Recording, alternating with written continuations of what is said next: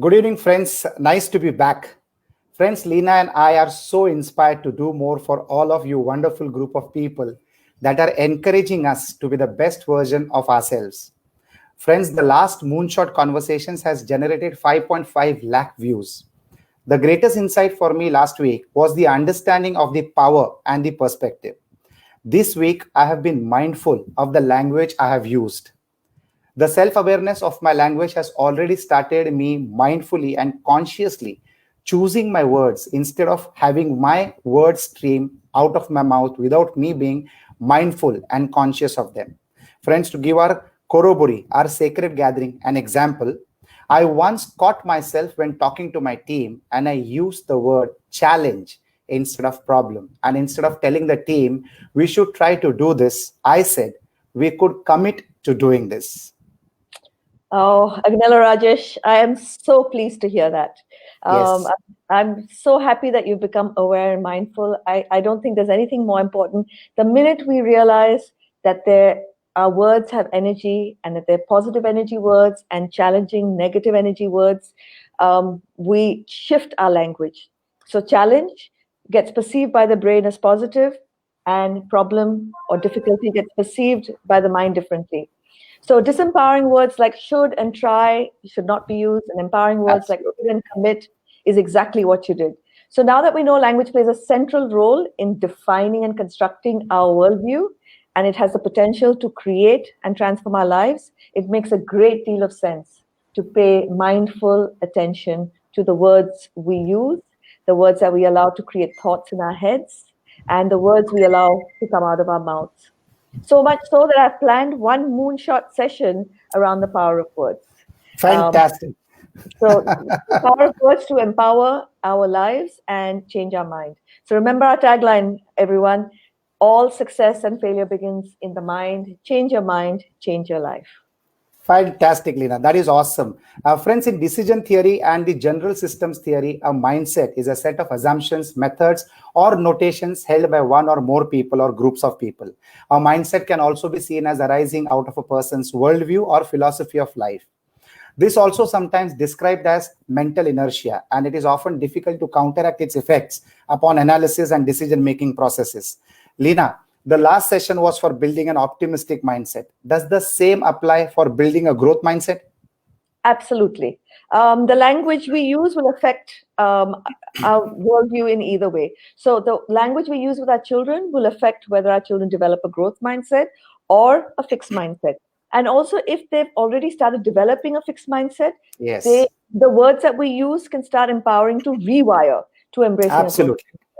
So remember, for most of us and for our children, the existing system of education promotes the opposite of a growth mindset, which is a fixed mindset.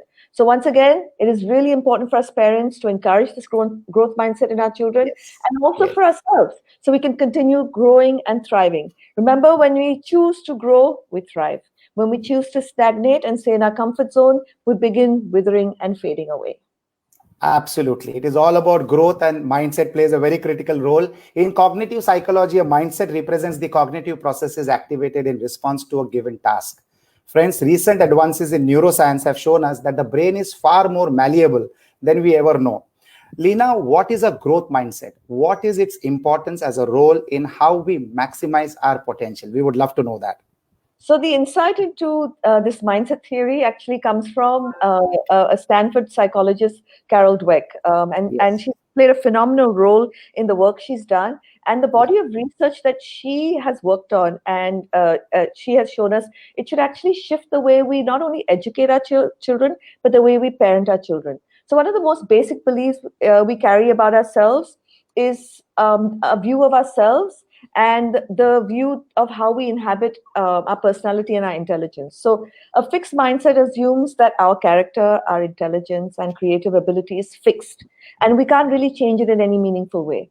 And whereas, so we strive for success and achieve in tests and at school and at work because we need that external validation. We need our boss or our teacher or someone to tell us that, you know, we're intelligent, we're fantastic.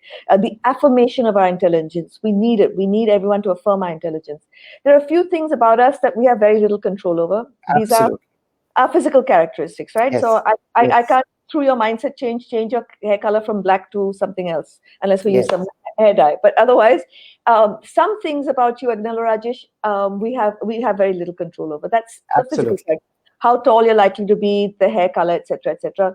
But we have a lot of control over our intellectual and physical abilities. So to achieve and master an ability, of course, we know we have to practice it a lot. But however, our mindset will play a crucial role in shaping our own belief in whether we can accomplish it or this or not. And as we know, change our belief, change our life. Absolutely. It's all about the belief systems that we build along the journey of life that we live.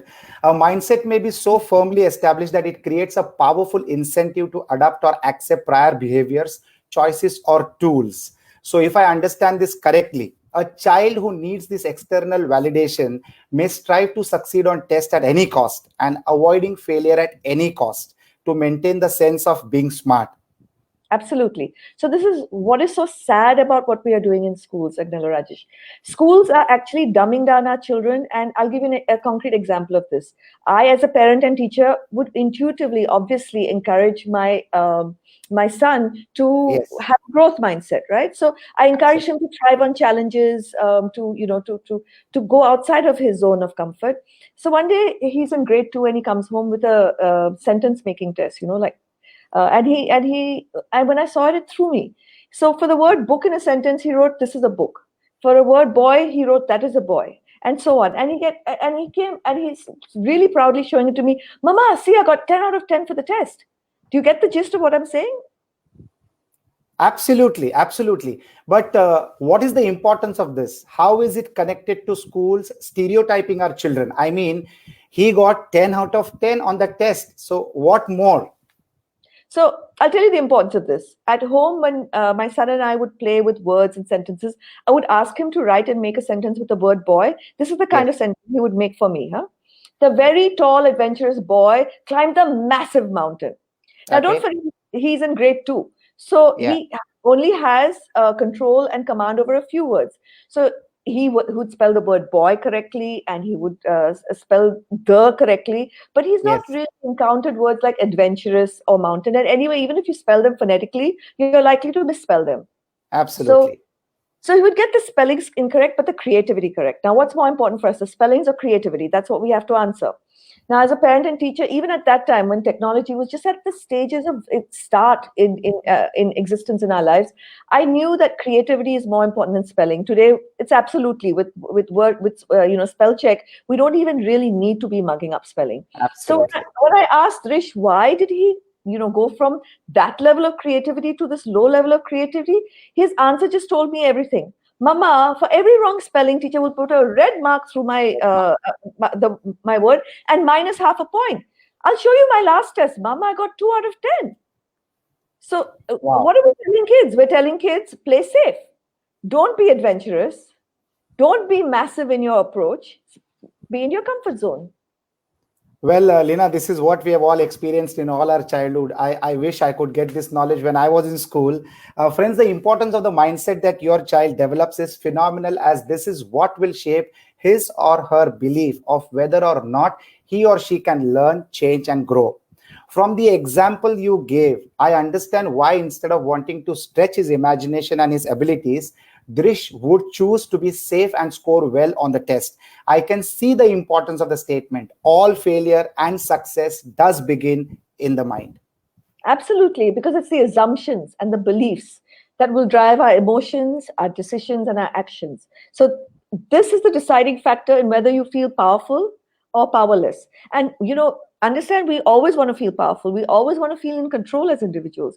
So, if we want to feel in control and we tell our kids, schooling and society, we say, scores and grades are the be all and end all of education. So obviously, then to feel powerful and in control, they'll play safe, because they want to succeed. So they'd rather do Yes. the limited amount that they need to score well on the test than the expansion that they can grow into to actually do well for themselves.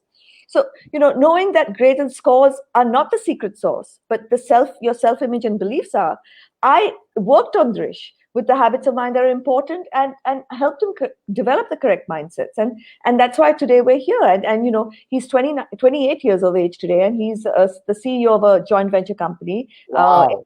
And Wow. he's that he has with his father, and he continues to push himself to experiment and create things. So he's got some tech startups he's founded. He works with his uncle on government projects, and he runs the Australian JV company. So if you see, and today I'm dazzled when I see his project reports. This is a kid who failed English, right? But if you see his project reports and the high IQ he shows in his interaction with people, you would never guess that he only got a certificate for his IGCSE, which means he did not pass his 12th. But me as a mother, because I knew that wasn't important, I allowed him to push past his zone of comfort and to move into expansion.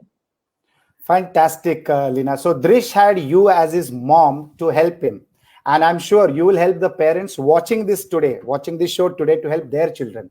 What may happen to a Drish or to a child that ends up with a fixed mindset? What happens to such a child, Lina? So, everything will depend on the teacher he has and the parents that he has. So Richard Branson didn't do well in school, but he had a mother who encouraged him. Einstein didn't do well in school, but he had a mother that encouraged him. So I'll give you an example. A child. Are you giving all the credits only to the mothers, Lina? Well, unfortunately, so far till today, mothers have played the primary role in. Yeah, because the fathers support the mothers. We won't go into that. We're talking about. Okay, please go ahead. Please go ahead. I'm hoping through this platform of Corroboree, we bring more and more fathers, because especially one of the things is that the parent of the opposite gender will have this impact in our lives, right? So I'm hoping that because I'm the opposite gender, Drish, I had a major impact in Drish's life, And I'm talking about a kid that I had in class. Just wasn't sure that he was capable in maths, because firstly he had a little bit of a learning disorder, and people kept on reiterating that he has a learning disability. So it turned out that he just, in maths especially, we go skill based, block upon block. So if you miss understanding addition, you will never get multiplication correct or division correct. So so it turned out that it was simply a case of him having muddled one of the basic blocks. So if we went back and we built that block, he started to gain mastery and skill. And then he started understanding that it's not based on an inborn talent. It's based on effort and understanding where you need to make a correction in where you are. So this kid will not feel powerless. He will not give up, because he had a teacher who showed him that, with a growth mindset, you can acknowledge that you're not good in this one area of math yet. But if you're keen to learn and you apply effort, you can do anything. So there's a magic word that Carol Dweck uses, and it's the power of yet. So when any child comes to you, say, I don't know how to do this, you reiterate, you respond with, yes, you do not know how to do this yet. But given enough time and energy, you can learn how to do this. So the minute you use the word yet, you encourage a child to use it, it opens up possibilities in your brain that this is possible to solve and master in the future. Right? So you haven't blocked off your brain to saying it's not possible. And this possibility speaks to your brain in terms of the infinite of potential, rather than finite terms of this is a fixed outcome and you kind of bypass this. So, we don't want kids to feel that I'm helpless to overcome this lack of intelligence or this lack of skill or this lack of mastery. We want them to feel powerful and that they have infinite potential. Fabulous, Lina. The word yet opens up the mind so powerfully, and it is just a 3-alphabet word, but very rarely used. I've rarely heard people using that word. But if we use it in our vocabulary, how much it changes our mind and the mindset. Friends, people are born with unique genetic structures, meaning they are initially better than others at different things. However, those with a growth mindset believe that one can always improve, catch up, or even surpass others' natural talents. This is where teachers play a very crucial role in shaping a student's confidence and outlook on school through productive, continuous feedback, which is very important. It is crucial that the teachers who understand the growth mindset do everything in their power to unlock that learning. So if this boy said to you, Lina, that I'm not good at math, how would you respond? Yes, you're not good at this area of math yet. You have found it challenging so far. Do you feel it would be helpful to spend some more time practicing or try a different strategy? Or, so the good news is that regardless of the mindset, we have we can help our children change their language and make the language more conducive to developing a growth mindset. And so it doesn't matter if the schools are not doing it yet. We as parents can help in this process now. Wow, that's awesome. That's awesome, Lena. Friends, please post your questions on this session. I'll be picking it up in the last 5 minutes of the show. Whatever questions can be picked up and answered by Lena. So please keep posting your questions. I see a lot of messages on the screen. I will come to the questions last 5 minutes of this show. Lena, you said earlier that the existing system of education promotes the wrong mindset in our children. And we hope that one day that changes. Till it does, what can we do as parents to help our children overcome this and help them to develop a growth mindset? So I gave you an example of a child not doing well. So now let me Yes. take the other extreme. Say Sure. your child is doing really well in an area of schooling, right? And Okay. and let's take maths again. So your child comes home and says, "I'm so clever, I aced this test." Mhm. What you would say as a parent is to reframe that and said, "You did do well on this test. Can you tell me more about the effort and the techniques that you used?" Right? So that Wow. we're shifting the child's language. So if and also if the school has a focus on and celebrates results, scores, grades, achievement, report cards, accolades, awards, final board results, we as parents, we need to shift our focus to the process, the learning, the effort, the strategy, the areas of improvement, the techniques. So we just have to make sure that we're not focusing on the outcome, we're focusing on the process. Process. Fabulous, Lena. This is what we have done all our life. Always focused on the outcomes and nobody ever analyzed the process. That's what at least I have gone through in my childhood. Friends, it seems as though our education system has a fixed mindset. I guess this will not change until we stop celebrating schools just because their rankings are based on board results. But till this changes, it is up to us to make sure our children have a growth mindset if we want our children to be self-motivated, self-driven, productive, and successful. So this means that as parents, our view and thinking of mindsets and how we engage with our children will Exactly. expand or limit our child's potential. Exactly. If you join the school as a parent in celebrating or shaming the outcome, you will encourage a fixed mindset. If you celebrate the effort, the techniques, the strategies, and the improvement, you will encourage a growth mindset. It's as Growth simple mindset. as that. If your child comes back with a bad result, do not focus on the result. Just discuss what could be done to improve it next time.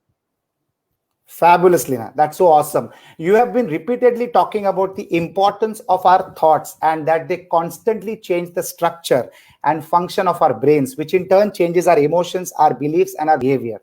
Should we teach our children about this? So the first thing, if I was in charge of education, if I was education, the first and most important subject would be to teach our children about their brains and about learning to learn. We need to introduce the concept of neuroplasticity, which is as simple as that your brain has the ability to grow and expand. And we need to tell our children this, that they can continue to acquire new skills, learn new things, and embed new habits. So if we understand the significance and application of this, and we as parents teach it to our children, it will impact the outcome of their lives. Teach them that talent and capabilities are not fixed, that your child will evolve through experiences. It would be so beneficial for our children to understand this, because very often they take their shortcomings as permanent flaws. If they don't do well in science, they don't pursue science. If they don't do well in math, they don't pursue math. And that's okay if the interest is not there. But if the interest was there and basically their brain has just told them that they're not good at it, and we haven't shifted that, then we've done a disservice to our kids. Wow. Learning to learn is such a powerful and impactful statement, Lina. Thank you for that. I can see how a growth mindset would not only help children, but also adults understand that they can overcome any obstacle with effort and direction. This itself would increase motivation and resilience. Absolutely. So the moment you believe that you can improve with time and effort, it helps your brain reframe exactly how it approaches the challenge, and your brain start recognizing the possibility of solving problems that it currently cannot. So what I want all parents to understand is that it's not just for children who haven't attained mastery in one area. It's for all of us. We must be equally mindful of children who have attained mastery in an area, as our comments affect their adoption of a mindset as well, and as well as as well as for ourselves, right? That we also have to recognize that we've got the possibility of expansion the minute we know that we can. Wow. But can you explain what you mean by this? So, if our child is doing brilliantly well academically or in sport or any other area, do we not praise him or her? So that's an excellent question, Rajesh, because I'm sure it's something that every parent would be thinking about.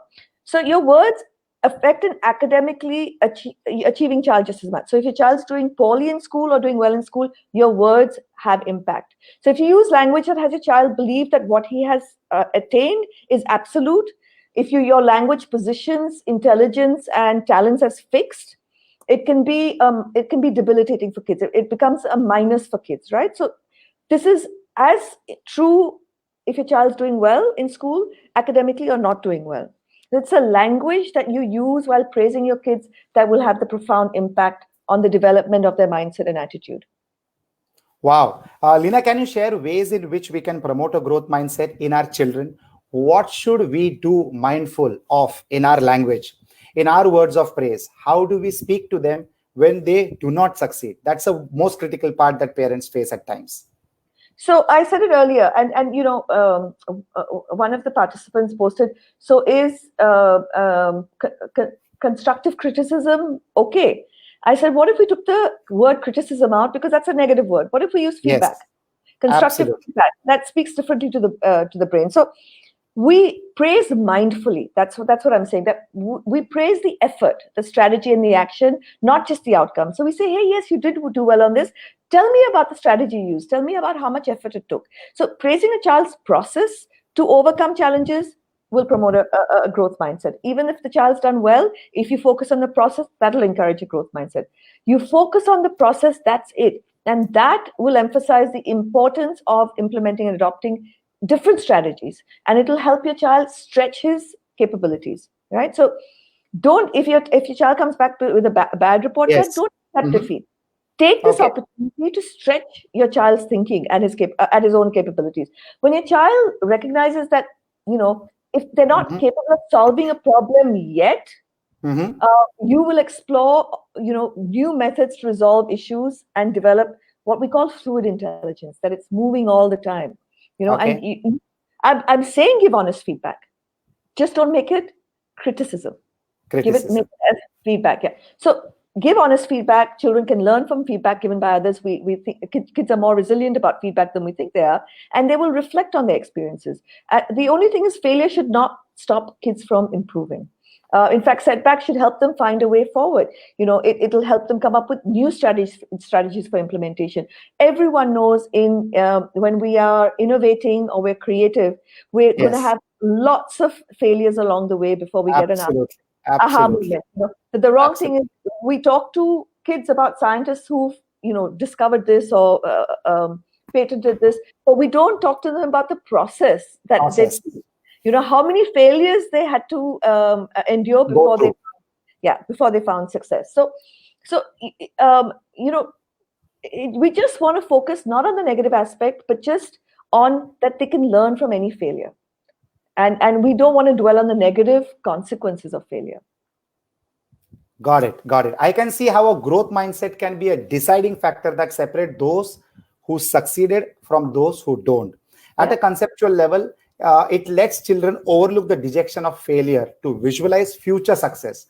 The mindset helps children remain confident and encourages self-advocacy, especially in terms of asking for help. Absolutely. So if you've been in a boardroom or a meeting room, you've always got that adult who wants to prove himself. He keeps on arguing till everyone accepts his view. This is the one who actually has a fixed mindset. It creates an urgency to prove yourself over and Prove over yourself. again. Yeah. Yes.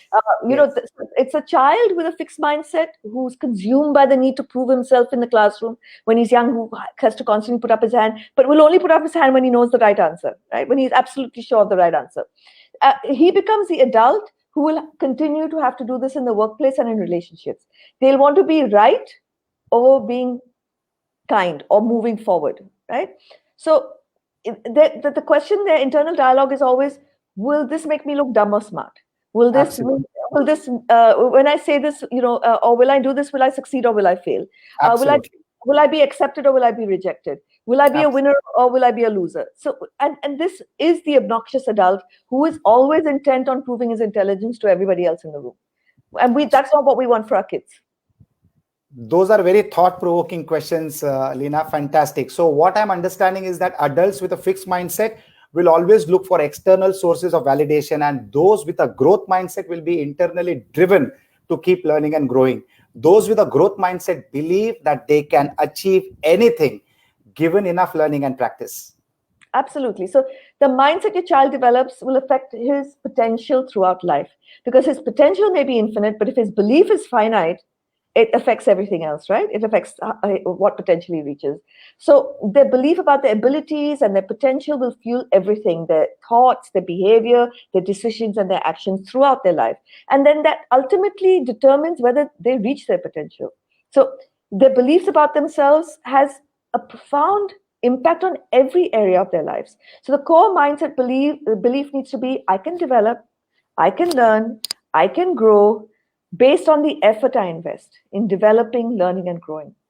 So, what makes the having of a growth mindset so desirable is that we want to learn for the sake of learning. We have an inner passion for learning. It's not because we want the approval of our teachers or our parents or of the report card, because when we do that, it actually long term builds an aversion to failure, and we don't want that. So as when we fail, we actually just say, okay, that's one more way it didn't work, so let's keep trying. And one mindset is about proving you're smart, getting yourself validated externally, Yes. and the other is about stretching yourself, Self. yearning to learn, wanting to develop yourself, reaching your potential, pushing past boundaries. Yes. So it depends. What child do you want your how do you want your child to grow up? What do you want him to be? That do you want him to take on challenging tasks and put effort and work into to succeeding, or just only taking on what he knows he can do and he's capable of because he wants to play safe? Fantastic. So life is all about choices. What you choose is in your hands and on your mind. So the understanding is clear. Growth mindset allows you to push past your comfort zones, constantly seeking to expand potential. Friends, everyone who is watching today is seeking to expand, and in that sense has a growth mindset. In this invitation note that we sent to you, we also mentioned that which mindset you adopt reflects and affects on your relationships also. Absolutely. See, whether if you want to keep being right in a relationship, Agnello Rajesh, if you always want to be right with your wife, you're not going to have a great relationship, right? Absolutely agree to that. So those with a fixed mindset will only be happy in a relationship where their loved one puts them on a pedestal, makes them feel perfect and fawns them with praise. Carol Dweck uses the term that that somebody makes you feel like you're the god of a one person's religion. It's like you believe everything. Your spouse should be like the characters of a Mills and Boon novel. Everything will be perfect. So a growth mindset person will look for someone who will help them be the best version of themselves. Take that constructive feedback and lovingly help improve their loved one, and seeking to be lovingly improved as well. So we want our spouse to encourage us, and we want to encourage our spouse to help to learn and grow, right? So one mindset would believe in a perfect relationship, and the other in the understanding that even relationships need effort and work. And when you put effort and work in, you have much better relationships, right? Absolutely. Awesome. So friends, we have got plenty of questions, plenty of messages. Running short of time, so we'll pick up only two questions. The first question I would like to pick up is from a gentleman called Magesh Nilakantan. I feel most of the kids has talent and having good mindset, but timely not addressing learning gap is what makes them lose interest in a particular subject. What are your thoughts, Lina, on that? Magesh, I'd like you to be mindful of the word you're using. So when you use the word learning gap, it speaks to your brain differently, right? So it's not a gap. There's no gap in our learning. So what we need to do, any child, if you watch a child very closely from when they're very young, they have inherent interests. They're born with their blueprint. They have problems that they've come here to solve. And if you can watch out for that and start encouraging pursuing of that, there won't be any learning gaps, because the kids actually will want to fill those gaps in themselves. It won't have to be an external push. Fantastic. That's awesome, Lina. Shubhangi Tirorkar has a question. How do we phrase our words to appreciate child's achievements? Exactly. You only focus on the process. So if your Okay. child comes home and does really well, comes home with a brilliant piece of art, yeah, that he ask him, how did he think? How did he go about thinking about creating that piece of art? How did he think Okay. about which colors to use? Talk about what went on in his mind, and the process he went through in terms of thinking, rather than, oh wow, that's a beautiful piece of art, let me now put it up and show off to the whole world that my child's a clever artist. That is not your report card. That piece of art, if you focus on the process and don't show it off, it's beautiful. Fantastic. Thank you so much, Lina. That was nice, short, and crispy. There are plenty of questions, Lina. It is going to be making you responsible to answer them after the show. Friends, thanks for participating with your lovely messages and fantastic questions. Thank you so much. Each question will be answered. You will get the answer after the show. So, Lina, the biggest takeaway for me is that those with a growth mindset will develop a wish to keep stretching and expanding and yearning to maximize their potential. I excite you to download the journal, friends, which will allow you to explore how you can work with your children and develop yourself a growth mindset so they and you can be in a life journey of growth, expansion, and fulfillment. One that allows you to explore your infinite potential. Friends, we look forward to seeing you next Sunday, that is the 12th of July at 5 p.m. India time, for us to explore the next mindset muscle, and that is resilience. Resilience is a key component of success as it allows you to bounce back from stress, adversity, failure, and challenges. And let's face it, we are all going to at some time or the other face stress, adversity, failure, and challenges. We need to resolve them. In the words of Mary Holloway, resilience is knowing that you are the only one that has the power and the responsibility to pick yourself up. So see you next week at the same time on this platform. Thank you so much and have a life full of peace, happiness, growth, and plenty of glory. Thank you so much. Thank you, everyone. Look forward to seeing you next Sunday at 5 o'clock in the evening.